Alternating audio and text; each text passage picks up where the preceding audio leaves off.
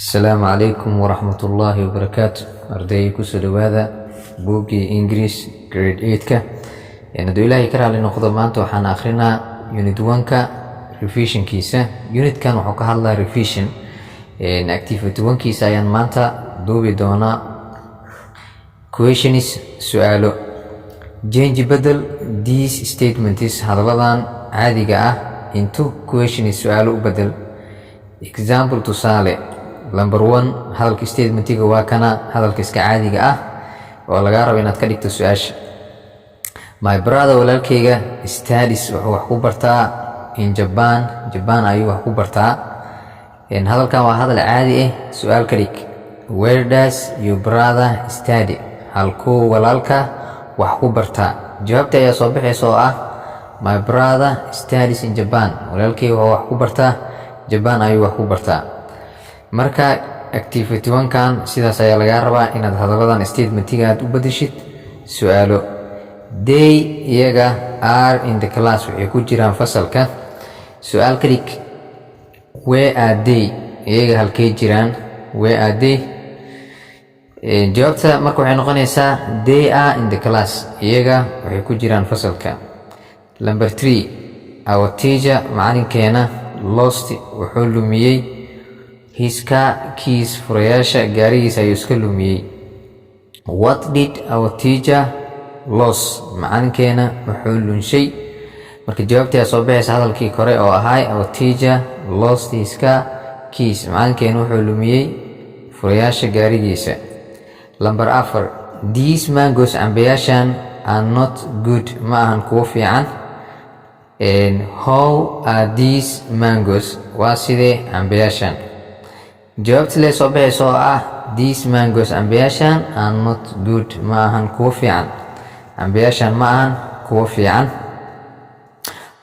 number 5 Abuukar ninka la hayo went wuxuu aaday to his house gurigiisa ayuu aaday on Friday maalinka Jimcaha. marka su'aal ka dhig haddii lagu dhaho where did Abuukar go on Friday? halkuu aaday Abuukar maalinta Jimcaha ayay noqonay. jawaabtii soo bixaysa oo ah Abuukar went to his house. Abuukar wuxuu aaday gurigiisa on Friday maalinka Jimcaha.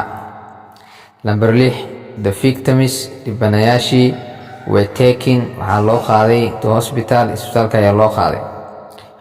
where were the victims taken to? su-aasha waxay noqonay where were the victims taken to? halkay loo qaaday dhibanayaasha? jawaabtina waxay noqonaysaa iyaduna iska cadda hadalkii kore leh waayo the victims dhibanayaasha were taken to waxaa loo qaaday hospital. isbitaal ayaa loo qaaday. number 7 the doctor dhakhtarka has treated wuxuu daaweeyey the patient bukaanka ayuu daaweeyey. who has the doctor treated? yuu daaweeyey dhakhtarka. jawaabtu waxay noqonaysaa the doctor has treated dhakhtarka wuxuu daaweeyey the patient bukaanka ayuu daaweeyey. number 8 the lady marwada wants waxay rabtaa to buy inay iibsato an umbrella dallad inay iibsato ayay rabtaa. su-aasha waxay noqonaysaa what does the lady want? maxay rabtaa marwada to buy inay iibsato? jawaabta ayaa soo bixayso the lady marwada wants waxay rabtaa to buy inay iibsato an umbrella dallad inay iibsato ayay rabtaa.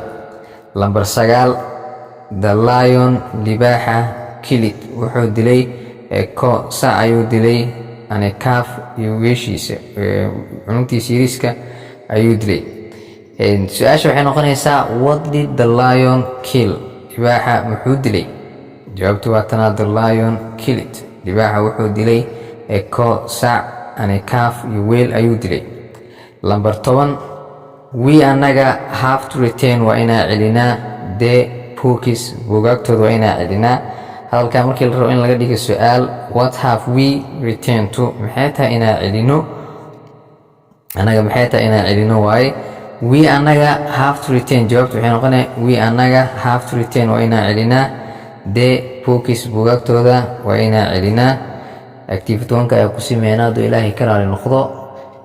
waxaan idinka rajeynaa inaad pagekan haddii ay tahay qaybta facebooka aad followga iyo like-ga adan iga baqiili doonin.